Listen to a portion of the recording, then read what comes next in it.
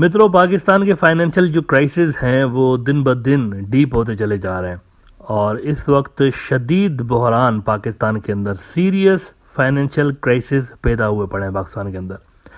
और अप्रैल 2022 के बाद जिस तरह इमरान खान को निकाल के और 14 पार्टियों का एक सेटअप लाया गया, चूं चूं का मुरब्बा जिसको मैं कहता हूँ, इनके आने के बाद एक रिवर्स गियर पाकिस्तान को लग चुका है और पाकिस्तान के रिजर्व धड़ाम से 17 अरब डॉलर से जस्ट 3 बिलियन डॉलर्स तक पहुंच चुके हैं। और इसी के चलते फिर आईएमएफ जो है, इनके दरमियान और पाकिस्तान के दरमियान बेल आउट पैकेज इनको पाकिस्तान को देने के लिए एक मुज़ाकरात चले। 1 फरवरी से लेकर 9 फरवरी तक ये मुज़ाकरात होने थे, जो कि हुए भी। उम्मीद ये की जा रही थी, मार्केट में भी ये खबरें सरगर्म थी कि कोई मुआहिदा आईएमएफ और पाकिस्तान के दरमियान हो जाएगा स्टाफ लेवल पर। पहले आईएमएफ के प्रोग्राम्स में स्टाफ लेवल का मुआहिदा होता है और स्टाफ लेवल के एग्रीमेंट के बाद वो जो एग्रीमेंट होता है ऊपर जाता है, आईएमएफ का बोर्ड उसको स्टडी करता है और उनके अप्रूवल के बाद पैसे रिलीज किए जाते हैं आईएमएफ की जानिब से। तो उम्मीद ये की जा रही थी कल कि इससे ये जो 9 रोज़ा टॉक्स हो रहे हैं पाकिस्तान और आईएमएफ के, उसके बाद कोई मुआहिदा हो जाएगा दोनों के दरमियान, आईएमएफ और पाकिस्तान के दरमियान। लेकिन कोई मुआहिदा नहीं हुआ। कोई मुआहिदा पाकिस्तान और आईएमएफ के दरमियान अभी तक नहीं हो पाया। इसकी वजह यह है कि शहबाज हुकूमत ने नालायकी के तमाम रिकॉर्ड तोड़े हुए हैं और आईएमएफ के मामले को उन्होंने इतना ड्रैग किया है साख डार के आने के बाद कि जो चीज़ 2-3 महीने पहले ख़त्म हो जानी चाहिए थी, यानी कि अभी तक पाकिस्तान को बेल आउट पैकेज मिल जाना चाहिए था, लेकिन वो अभी तक नहीं मिल पाया। क्योंकि साख डार जब आए तो इन्होंने कहा था कि हमें आईएमएफ के सामने इतना ज़्यादा जो है वो लीनियंसी दिखाने की ज़रूरत नहीं है और ज़रूरी नहीं कि हर शर्त उनकी मानी जाए। और जो पिछला फाइनेंस मिनिस्टर था मिफ्ता इस्माइल, वो तो बहुत ही कोई बुरे किस्म की उनकी पॉलिसीज़ थी और उनको तो कुछ पता ही नहीं था। मैं आया हूँ तो मैं ज़रा सख्त तरीके से आईएमएफ से निपटूंगा। अब सख्त तरीके से आईएमएफ से निपटने के चक्कर में आईएमएफ की जो कंडीशंस थी वो इन्होंने डिले कर दी, वो इन्होंने नहीं मानी थी और नतीजा ये हुआ कि अभी तक पाकिस्तान को आईएमएफ के पैसे नहीं मिल सके। अच्छा, नॉर्मली होता ये है, वैसे कल बहुत सारे लोग कह रहे थे कि पाकिस्तान को आईएमएफ का बेल आउट पैकेज का जो पहला स्टाफ लेवल का एग्रीमेंट है वो हो जाएगा, लेकिन मुझे नहीं लग रहा था कि ऐसा होगा। क्योंकि ट्रेडिशनली होता यह है कि जब भी स्टाफ लेवल का एग्रीमेंट होता है ना, तो उसकी कॉपीज़ जो है ना वो 48 आवर्स पहले मिल जाती हैं मुल्कों को। 48 आवर्स पहले मिल जाती हैं, आखिरी दिन पे इस तरह नहीं मिलती कि बस मिली और साइन हो गया, ऐसा नहीं होता। कम से कम उसको 48 आवर्स पहले देते हैं और उसको फिर स्टडी किया जाता है। दोनों जो साइड्स होती हैं आईएमएफ और वो जो मुल्क होता है, वो सारे रीड करते हैं कि इसके अंदर ये क्लॉज जो है इसमें कौन सी गैर ज़रूरी है, कौन सी नहीं है। उस पर फिर थोड़ी सी डिस्कशन होती है और फिर फाइनल ड्राफ्ट तैयार किया जाता है। लेकिन यहाँ पर ऐसा हुआ ही नहीं था, तो इसीलिए मेरा कम से कम ये मानना था कि ऐसा नहीं होगा। ये जो 9 तारीख को कह रहे थे कि जी स्टाफ लेवल का एग्रीमेंट होगा, मुझे नहीं लग रहा था और ऐसा हुआ भी। फिर कोई एग्रीमेंट साइन नहीं हुआ है। अब ये बड़ी परेशान कुन पाकिस्तान के लिए खबर है, क्योंकि पाकिस्तान को डेस्परेटली डॉलर्स चाहिए। हज़ारों की तादाद में कंटेनर्स पाकिस्तान के पोर्ट पे खड़े हुए हैं, लेकिन पाकिस्तान के पास से डॉलर्स नहीं है। अच्छा, एक और अजीब सी मुझे खबर नज़र आई इंटरनेशनल मीडिया में कि अफ़गानिस्तान की जो करेंसी है उसका वैल्यू दिसंबर 2022 से लेकर अब तक बहुत ज़्यादा स्ट्रांग हो चुका है। यानी अफ़गानिस्तान की करेंसी मेरे ख्याल से 122 या 126 अफ़गानी जो था $1 के बराबर था, अब ये 100 से नीचे, 90 से भी नीचे आ चुका है। और इसकी वजह ये बताई जा रही है, इंटरनेशनल मीडिया में जो खबरें लगी हैं वो ये हैं कि 1 करोड़ से ज़्यादा, 1 करोड़ डॉलर से ज़्यादा रोज़ाना अफ़गानिस्तान को पैसे चाहिए होते हैं अपनी डेली की नीड्स पूरी करने के लिए, इंपोर्ट रिक्वायरमेंट्स पूरी करने के लिए। और उसमें से आधा जो पैसा है वो पाकिस्तान से स्मगल होके जा रहा है। पाकिस्तान के पास खुद के पास डॉलर नहीं है, लेकिन फिर भी उस हाल में भी पाकिस्तान से डॉलर स्मगल होके अफगानिस्तान जा रहे हैं। ब्लूमबर्ग ने भी इस हवाले से लिखा था और दीगर मीडिया आउटलेट्स जो हैं, बड़े बड़े मीडिया आउटलेट्स, उन्होंने लिखा था कि रोज़ाना की बुनियाद पे पाकिस्तान से बड़े पैमाने पे बड़ी तादाद में डॉलर स्मगल हो रहे हैं अफगानिस्तान। तो उसके चलते फिर हो ये रहा है कि अफगानिस्तान की करेंसी स्ट्रांग हो रही है डॉलर के मुकाबले, क्योंकि डॉलर उसकी उनकी जो मार्केट है उसके अंदर ज़्यादा आ रहे हैं, और पाकिस्तान की करेंसी वीक होती जा रही है। अब ये सूरत हाल है, ये मैनेजमेंट है पीडीएम हुकूमत की। और इस वक्त सूरत हाल ये है कि कोई $3 बिलियन से थोड़ा नीचे पाकिस्तान के रिजर्व पड़े हुए हैं। अब स्टेट बैंक जो है पाकिस्तान का वैसे थर्सडे को रिपोर्ट जारी करता है यूजुअली कि कितने डॉलर्स पड़े हुए हैं। अब देखते हैं कि अगले हफ्ते तक पाकिस्तान के पास कितने डॉलर्स मौजूद रहते हैं। ऑयल के बारे में ये अफवाहें चल रही हैं पाकिस्तान के अंदर कि कोई शॉर्टेज पैदा हो गई है ऑयल की, और ऑयल जो है वो महंगा होने जा रहा है वगैरह वगैरह।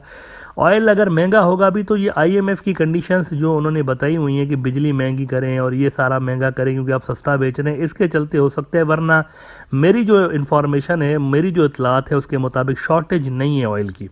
कम से कम 20 दिनों से ज़्यादा का ऑयल पाकिस्तान के अंदर पड़ा हुआ है, और इसके अलावा मुमकिन है कि डेफर्ड पे पाकिस्तान को ऑयल मिल भी जाए सऊदी अरब से और इधर उधर से, लेकिन एज ऑफ नाउ फौरी तौर पर ख़तरा नहीं। हो सकता है 2-3 हफ्ते के अंदर अंदर फिर ये जो पाकिस्तान के अंदर शॉर्टेज ऑयल की ये पैदा हो जाए, लेकिन एज ऑफ नाउ जो है ना, इमीडिएटली अगर आप 1-2 हफ्ते की बात करें तो उसमें शॉर्टेज मुझे नज़र नहीं आ रही। आगे चल के हो भी सकती है अगर कंटेनर्स नए जो है वो क्लियर नहीं कराए जाते तो पीडीएम की सरकार में एक इकोनॉमी पूरी की पूरी गूफअप हो गई है। अभी कुछ ज़्यादा अरसा नहीं हुआ कि मुसलसल 2 साल तक पाकिस्तान की जो जीडीपी ग्रोथ है वो पॉजिटिव रही और 6% के आसपास रही, जो कि बड़ा सिग्निफिकेंट पाकिस्तान के हिसाब से ग्रोथ थी। लेकिन अचानक से उसको रिवर्स गियर लग गया है। बहरहाल जिसने भी इमरान खान को हटाया, मेरे हिसाब से बहुत बड़ी ज़्यादती की गई पाकिस्तान के साथ।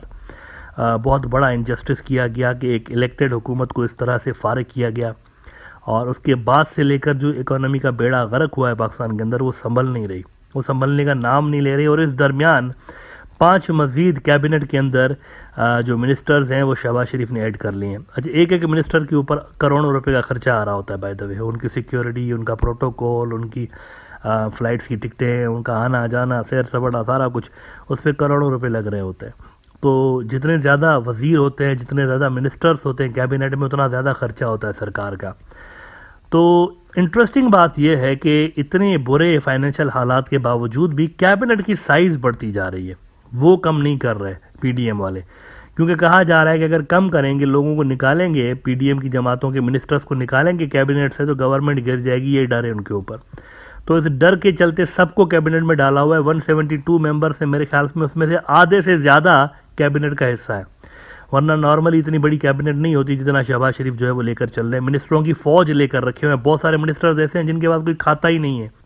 तो एक बदतरीन फेल्यूर नज़र आ रहा है। मुआशी पॉलिसी जो है, इकोनॉमिक पॉलिसी इसहाक डार साहब की, वो फेल हो चुकी है और पॉलिटिकल अनस्टेबिलिटी बरकरार है। उसके चलते फिर इकोनॉमिक अनस्टेबिलिटी हम देख रहे हैं। और इसी दौरान ये भी खबरें सुनने को मिल रही है कि नए जो इलेक्शंस हैं उनका फिलहाल दूर दूर तक कोई नामो निशान नज़र नहीं आ रहा। बहरहाल अब आगे होने क्या जा रहा है कि जो आईएमएफ वाला मसला है, क्योंकि अगर पाकिस्तान को आईएमएफ की ये जो डील है, बेल आउट पैकेज, वो मिल जाता है तो कुछ अरसे के लिए यूँ समझे कि पाकिस्तान ये सारी क्राइसिस को अवॉइड कर सकता है। तो इस सिलसिले में होने क्या जा रहा है, मैं पाकिस्तानी मीडिया को कोट नहीं करूँगा। बहुत सारे पाकिस्तानी मीडिया आउटलेट्स जब मैं सुनता हूँ तो मुझे आजकल गोदी मीडिया याद आ जाता है। और पाकिस्तान के अंदर जो मीडिया का रोल रहा है, वैसे बहुत सारे जो न्यूज़ आउटलेट्स हैं वो अच्छा भी कर रहे हैं, लेकिन कुछ मीडिया आउटलेट्स बहुत ही ज़्यादा यूँ समझे कि गोदी मीडिया से भी आगे निकल गए हैं। तो उनको कोट करने की बजाय मैं ब्लूमबर्ग को कोट कर देता हूँ। आगे का मंजरनामा वो बता रहे हैं कि आगे क्या होने जा रहा है। वो कह रहे हैं कि आईएमएफ और पाकिस्तान जो है ना, इसके टॉक्स और भी मज़ीद कंटिन्यू चलेंगे। ये अभी फाइनल नहीं हुए, फिनिश नहीं हुआ, 9 तारीख को ये मज़ीद चलेंगे।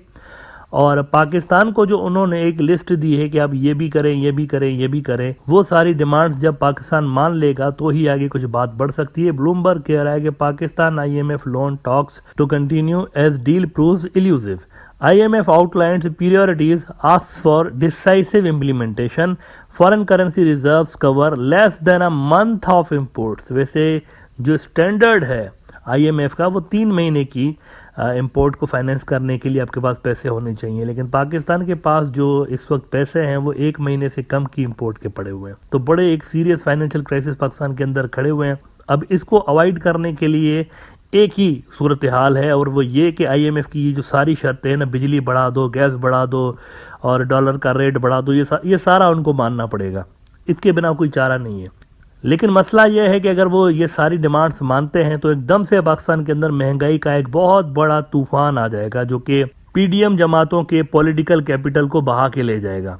अब इसके चलते पीडीएम की जमातों को ये समझ में नहीं आ रहा कि इलेक्शंस करीब हैं, अगर ये बढ़ाते हैं, आईएमएफ की डिमांड्स मानते हैं तो हमारे लिए बहुत बड़ा पॉलिटिकल लॉस हो जाएगा, और अगर नहीं बढ़ाते तो डिफ़ॉल्ट का भी खतरा है पाकिस्तान का।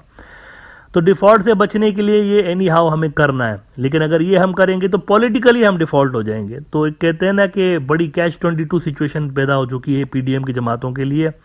मीनवाइल इमरान खान जो है वो महंगाई के मुद्दे को लेकर और इन सारे मुद्दों को लेकर, अब इलेक्शन के मुद्दे को लेकर भी कुछ ही हफ्तों के अंदर दोबारा वो अपनी कैंपेन रिज्यूम करने वाले हैं। तो पीडीएम की जमातें जो है वो हुकूमत में आके फंस गई हैं, उनके लिए बड़ा मुश्किल है। लेकिन इसके चलते मुझे ये डर लग रहा है कि कहीं इलेक्शंस को गैर मुअय्यना मुद्दत के लिए, इनडेफिनिट पीरियड के लिए मुअत्तल ना कर दिया जाए, जो कि वैसे आइन के अंदर है नहीं, कॉन्स्टिट्यूशन में इस चीज़ की कोई गुंजाइश नहीं है। लेकिन इस वक्त अगर आईएमएफ का बेल आउट पैकेज लेने के बाद पीडीएम इलेक्शन में जाएगी ना, तो ये बात तो तकरीबन तय है कि पीडीएम वालों का जो सियासी मुस्तकबिल है उसके ऊपर एक क्वेश्चन मार्क आ जाना है।